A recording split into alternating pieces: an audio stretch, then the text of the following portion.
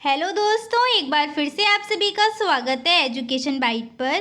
कैसे हो आप सभी? मैं उम्मीद कर रही हूँ कि आप सभी एकदम ठीक होंगे। जैसा कि आप लोगों ने देखा है, आपका एग्ज़ाम का नोटिस आ चुका है। 7 से 13 तक आपके जो है एग्ज़ाम फॉर्म भरे जाएंगे, तो प्लीज़ सभी लोग अपने कॉलेज में जाकर संपर्क कर लीजिए। मैंने आपकी जो राजन की हिंदी की सीरीज़ थी वो स्टार्ट की थी, जिसमें हमने 81 क्वेश्चन कंप्लीट कर लिए थे लास्ट क्लास में। आज हम 82 क्वेश्चन से शुरू करेंगे। तो 82 क्वेश्चन है आपका, बीजक नामक ग्रंथ के रचयिता हैं दिनकर, तुलसीदास, कबीरदास या फिर सूरदास। तो बीजक जो है वो कबीरदास का संग्रह है, जिसमें आपकी 3 आती हैं, साखी, सबद और रमैनी। अगला प्रश्न है, मुंशी प्रेमचंद की प्रमुख कृति है सेवा सदन, निर्मला, कर्मभूमि या फिर उपर्युक्त सभी। तो ये तीनों ही रचनाएं क्या हैं? सेवा सदन, कर्मभूमि और निर्मला, तीनों ही मुंशी प्रेमचंद की हैं। तो आपका आंसर रहेगा ऑप्शन नंबर डी, यानी कि उपर्युक्त सभी। अगला प्रश्न है, बिहारी सर्वश्रेष्ठ कवि थे भक्ति काव्य धारा के, रीतिकाल के, आधुनिक काल के या प्राचीन काल के। तो ये जब मैंने आपको बिहारी जी का जीवन परिचय कराया था, वहाँ पर ये बात बताई हुई है कि जो बिहारी जी हैं वो कहाँ के हैं? रीतिकाल के प्रमुख कवि, और इनकी जो रचना है बिहारी सतसई है। कहा जाता है कि इनके जो दोहे हैं वो गागर में सागर भरने का काम करते हैं। अगला आपका 85 क्वेश्चन है जो पूछा गया है 2018 में, भिक्षुक में प्रत्यय है उक, इक, अक या उत। तो भिक्षुक में आपका उक प्रत्यय है। नेक्स्ट है 86 क्वेश्चन, लघु शब्द का विपरीतार्थक है महान, विशाल, दीर्घ या फिर उत्तम। तो लघु का विपरीत क्या हो जाता है? लघु मीन्स क्या? छोटा। तो लघु का जो विलोम रहेगा वो रहेगा दीर्घ। ये मैंने आपका क्विज में क्वेश्चन पूछा भी था एक बार। नेक्स्ट क्वेश्चन है आपका 87, पूरब और उत्तर के बीच की दिशा कहलाती है वातायन, ईशान, वायव्य या फिर क्षितिज। तो पूरब और उत्तर के बीच की जो दिशा है वो आपकी होती है ईशान। नेक्स्ट क्वेश्चन है 88, ओठ का तत्सम शब्द है घृत, घट, ओष्ठ या फिर अंगुली। तो ओठ का तत्सम रहेगा ओष्ठ, यानी कि ऑप्शन सी।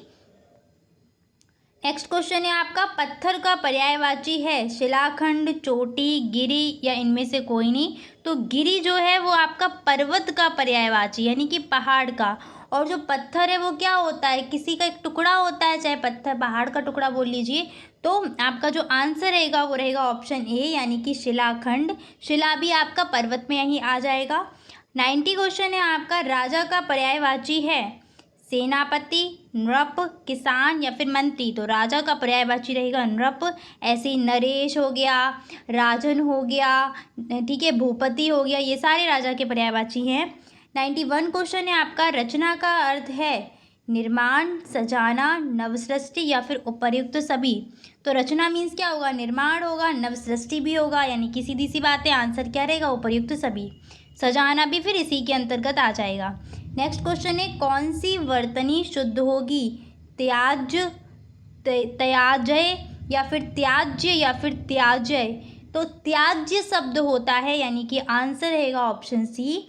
आधा ता आता है और आधा जा आता है। ऐसी अगर बात करते हैं उज्ज्वल की, तो उज्ज्वल को याद रखना, उज्ज्वल में क्या है? दोनों ही जा आधे होते हैं, ठीक है। ऐसे अहल्या शब्द होता है, ठीक है, अहिल्या बोलते हैं पर शब्द क्या होता है? अहल्या होता है। ये दोनों इस तरीके से सही रहेंगे। अगला प्रश्न है आपका, रचना के आधार पर क्रिया के भेद होते हैं 5, 4, 3 या फिर 2। तो रचना के आधार पर क्रिया के 5 भेद होते हैं। पहला सामान्य क्रिया, दूसरा संयुक्त क्रिया, तीसरा नाम धातु क्रिया, चौथा प्रेरणार्थक और पांचवा आपका पूर्वकालिक क्रिया। अगला आपका प्रश्न है 94 क्वेश्चन, गुफा का तत्सम शब्द है घर, गुहा, चढ़क या फिर यम। तो गुफा का तत्सम रहेगा गुहा, ठीक है, यानी कि बी ऑप्शन। चढ़क मीन्स चना होता है।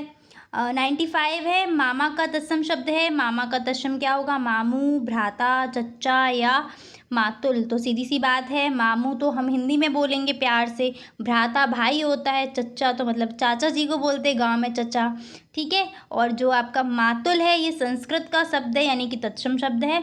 चढ़क यहाँ पर जो है, चढ़क भी संस्कृत शब्द है, चने के लिए यूज़ करते हैं। 96 क्वेश्चन है, अचल का विलोम है सचल, कुचल, निश्चल या इनमें से कोई नहीं। तो बताइएगा सभी, अचल का विलोम क्या रहेगा?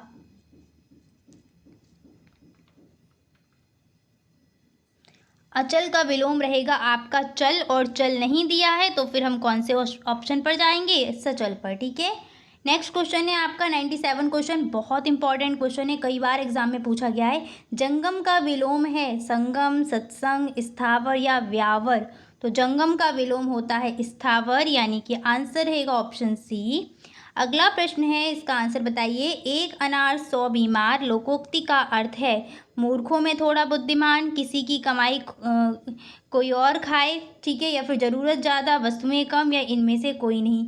एक अनार 100 बीमार, अब इसका अर्थ यहीं से निकालो। अनार एक है और 100 लोग बीमार हैं, तो क्या है यहाँ पर? ज़रूरत ज़्यादा पड़ रही है और वस्तु कम हो रही है। ठीक है, ज़्यादा लोगों को ज़रूरत है ना अनार की, और अनार तो एक ही है, तो आंसर रहेगा ऑप्शन सी, यानी कि ज़रूरत ज़्यादा और वस्तु कम। अगला है आपका, हाथ साफ करना लोकोक्ति का अर्थ है हाथ साबुन से धोना, हाथ कपड़े से रगड़ कर पोंछना, एक ही सदा एक ही दशा में रहना, या वस्तु चुरा लेना। तो एक बात हमेशा ध्यान रखना, चाहे मुहावरे हों चाहे लोकोक्ति हों, सीधा सीधा अर्थ तो नहीं मिलेगा। प्रश्न क्या है? हाथ साफ करना, हाथ साबुन से धोना, ये तो हो ही नहीं सकता। अगला क्या है? हाथ कपड़े से रगड़ कर पोंछना, ये भी नहीं होगा। नेक्स्ट क्या है? सदा एक सी दशा में रहना या वस्तु चुरा लेना, दो है यहाँ पर। तो हाथ साफ करना किस में आएगा? बोलते हैं ना, जब चोर चोरी कर लेता है तो वहाँ बोला जाता है चोर ने हाथ साफ कर लिया, यानी कि सारा का सारा सामान चुरा लिया। तो आंसर हो जाएगा आपका डी ऑप्शन, यानी कि वस्तु को चुरा लेना। आगे बढ़ते हैं, आपका अगला प्रश्न क्या है? 100 क्वेश्चन, मानक हिंदी का मूल आधार कौन सी बोली है? ब्रजभाषा, उर्दू, खड़ी बोली या हिंदुस्तानी? तो मानक हिंदी का मूल आधार है खड़ी बोली। नेक्स्ट क्वेश्चन है, दिए गए विकल्प में सरस्वती का पर्यायवाची नहीं है। भारती, वीणापाणी, शारदा, भार्गवी? तो वीणापाणी होता है, सबको पता होगा, शारदा भी सब जानते हैं। भारती और भार्गवी में आप फंस रहे होंगे, तो याद रखना भारती जो है वो सरस्वती का पर्यायवाची और इम्पॉर्टेंट है ये। भार्गवी की बात करें तो भार्गवी होता है पार्वती का पर्यायवाची, यानी कि दुर्गा मैया का। ठीक है। अगला प्रश्न है, परशुराम की प्रतीक्षा के रचनाकार हैं जयशंकर प्रसाद, रामधारी सिंह दिनकर, प्रेमचंद्र या फिर महादेवी वर्मा? तो कौन है आपके परशुराम की प्रतीक्षा के रचनाकार? तो ये हैं आपके रामधारी सिंह दिनकर, यानी कि आंसर रहेगा ऑप्शन नंबर बी। अगला प्रश्न है आपका, आंसर दीजिए इसका। प्रत्येक शब्द में उपसर्ग है प्र, प्रत्यय, प्रति या फिर एक? तो प्रत्येक में आपका उपसर्ग क्या रहेगा? प्रति उपसर्ग। अगर संधि में ये क्वेश्चन आ जाए तो कौन सी संधि रहेगी? इसका आंसर भी आप लोग मुझे कमेंट करके बताइएगा, और उस संधि का सूत्र क्या है। अब यहाँ से आपके 2-3 क्वेश्चन देखो, संस्कृत भी साथ साथ में चल रही है, ऐसा नहीं है कि संधियाँ हिंदी में अलग हैं संस्कृत में अलग हैं, ऐसा बिल्कुल नहीं है। थोड़ा बहुत आपको व्यंजन संधि में डिफरेंस मिलेगा कि वहाँ अलग से प्रॉपर दी गई है, स्वर संधियाँ सेम ऐसी ही हैं। अगला प्रश्न है आपका, शुद्ध वर्तनी का चयन करो। ज्येष्ठ, ज्येष्ठ, जेठ या फिर ज्येष्ठ? तो आपका जिसमें रहेगा डी ऑप्शन, ज्येष्ठ। ठीक है, सटकोड वाला सा आता है, ध्यान रखना। अगला आपका क्वेश्चन है, संस्कृत के वे शब्द जो हिंदी में ज्यों के त्यों प्रयुक्त होते हैं कहे जाते हैं? तद्भव, तत्सम, संकर या देशज? तो संस्कृत के वे शब्द जो हिंदी में ज्यों के त्यों प्रयोग कर रहे हैं हम, यानी कि बदलाव नहीं हो रहा है, वो होते हैं तत्सम, और जिनमें बदलाव हो जाता है वो कहलाते हैं तद्भव। ठीक है, आगे बढ़ते हैं। आपका अगला क्वेश्चन है, निम्न में से संयुक्त व्यंजन नहीं है, इनमें से कौन सा संयुक्त व्यंजन नहीं है? क्ष, त्र, ज्ञा या फिर ऋ? ठीक है, ये री बना हुआ है, ऋषि वाला री, कौन सा रहेगा? तो छ भी संयुक्त व्यंजन है, ज्ञा भी है, त्रा भी है, और ये जो री है यही नहीं है, तो यही आपका आंसर हो जाएगा। मुझे कमेंट करके बताओ कि ये क्ष, ज्ञा और त्रा ये किस किस से आपके मिलकर के बने हुए हैं। ठीक है, चलिए इतना ही रखते हैं। आपके जो जितने भी MCQ क्वेश्चंस थे इसके वो कंप्लीट हो चुके हैं। बाकी की मैं कोशिश करूँगी आपके बाकी के जो वो सब्जेक्ट हैं, जैसे मैथ्स हो गया, उन सभी के MCQ भी करा दूँ। संस्कृत के MCQ मैंने कंप्लीट करा दिए, अगर आप लोगों ने वो क्लास नहीं देखी है तो चैनल पर आपको वो क्लास मिल जाएगी। ठीक है, thanks for watching and please like, share and subscribe my channel. Bye bye, take care.